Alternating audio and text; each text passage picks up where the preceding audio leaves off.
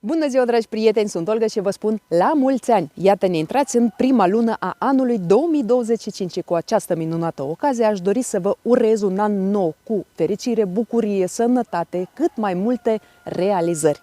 Și astăzi, respectându-ne tradiția, avem calendarul grădinarului pentru luna ianuarie. Luna ianuarie este o lună liniștită. Nu avem foarte multe activități în această perioadă, dar aceste activități sunt foarte importante și veți vedea de ce. Între timp puteți să vă abonați la canalul meu, apăsați pe clopoțel și alegeți toate notificările ca să fiți notificați de fiecare dată când apare un episod nou și nu uitați să apăsați pe like dacă acest video vă este util și interesant, iar noi începem.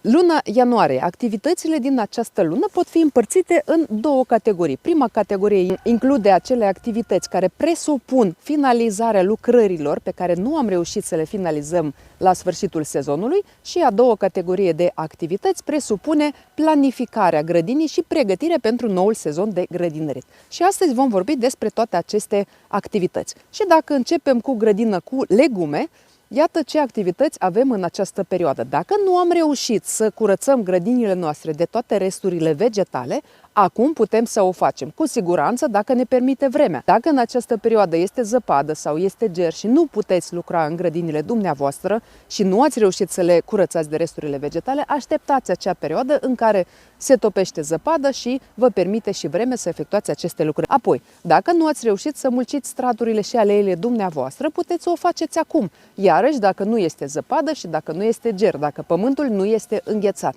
Cu ce putem mulci straturile și aleile noastre? Straturile se pot mulci cu frunze, fân, paie, rumeguș, compost. De asemenea, la sfârșitul lunii ianuarie până la începutul lunii februarie putem semăna semințe de salată de căpățână, de varză, gulii și alte culturi vărzoase și de ceapă. Iată, aceste culturi se pot semăna pentru răsaduri, ca apoi aceste răsaduri să fie transplantate în grădină sau în sere sau solarii. Dacă vorbim de livadă, în această perioadă putem să continuăm tăieri la culturi sămânțoase. Sigur că dacă nu este ger și vă permite vremea, dacă nu este zăpadă, culturile sâmburoase se vor tăia mai târziu, adică la sfârșitul lunii februarie, începutul lunii martie, până la intrarea pomilor în vegetație. De asemenea, în această perioadă, dacă ne permite vreme, putem să văruim pomii, pentru că văruirea pomilor protejează tulpina acestora de îngheț. Adică atunci când se întâmplă ca iarna, ziua să fie cald, bate soarele, soarele încălzește tulpina, iar noaptea vine înghețul și acest lucru poate de asemenea afecta negativ scoarța pomilor și ca rezultat aceasta poate crăpa.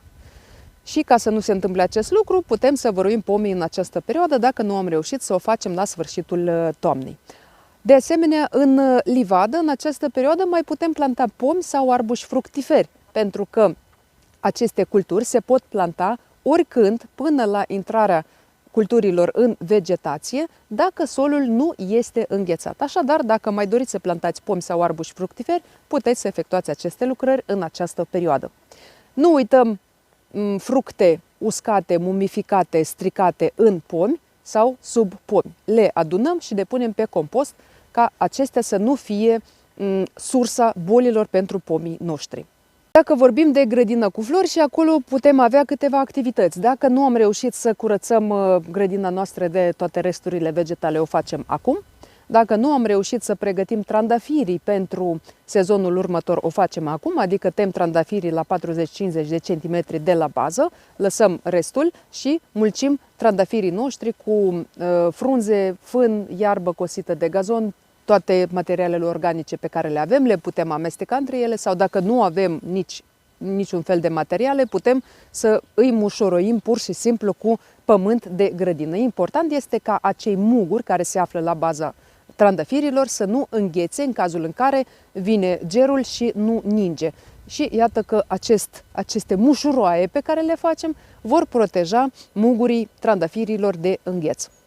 De asemenea, în această perioadă am putea să plantăm arbuși decorativi și sigur că aceștia se plantează după aceleași reguli ca și pomii fructiferi sau arbuștii fructiferi. Adică îi putem planta până la intrarea plantelor în vegetație. De asemenea, dacă nu ați reușit să plantați bulbi de lalele, narcise, zambile și alte flori de primăvară, puteți să o faceți acum. Nu vă fie frică, dacă solul nu este înghețat, dacă nu este zăpadă și dacă nu este ger, puteți să plantați acești bulbi în această perioadă, mai ales că acum am văzut multe reduceri la acești bulbi. Așa că plantați acum și vă veți bucura de grădina dumneavoastră cu flori la primăvară și veți fi foarte, foarte bucuroși să vedeți primele flori care sunt atât de așteptate.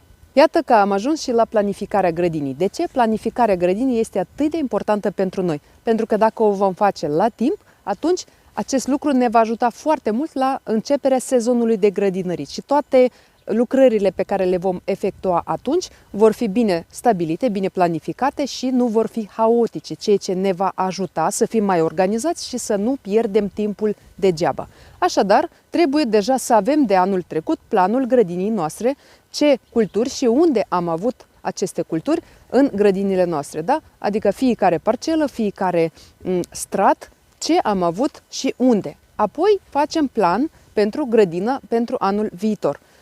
Pentru acest lucru trebuie să știm și anumite reguli legate de rotația culturilor. Dacă nu știți despre rotația culturilor, vă las linkurile în descriere, puteți să vă uitați mai târziu și acest lucru vă va ajuta să vă planificați în mod corect grădina pentru anul următor. Dacă avem acele informații de anul trecut, ne este ușor să facem planificarea grădinii pentru anul viitor. După ce am făcut planul grădinii pentru anul viitor, trecem la inventarierea semințelor. Iată, aici este de asemenea foarte important, pentru că trebuie să știm exact ce avem, ce semințe avem, semințele trebuie să fie valabile, să fie păstrate în condiții optime și apoi facem o listă cu acele semințe de care vom avea nevoie, adică lista de cumpărături.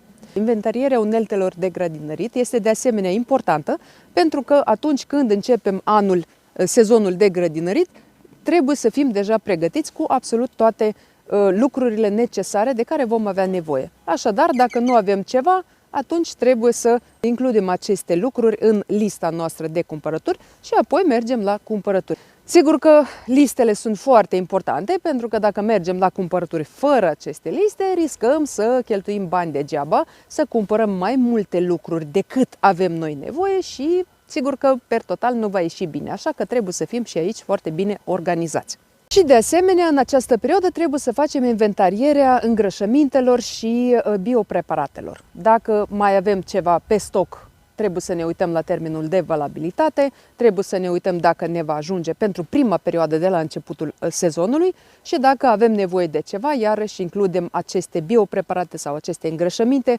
în listele noastre de cumpărături și apoi ne cumpărăm tot ce avem nevoie. Pentru că, din nou, mă repet că în această perioadă sunt multe reduceri și dacă cumpărăm tot ce avem nevoie acum în această perioadă, atunci vom fi pregătiți complet și nu vom avea acest stres, pentru că de regulă primăvară avem foarte mult de lucru în grădină și ca să nu ne irosim energia degeaba, iată, deja începem pregătiți complet.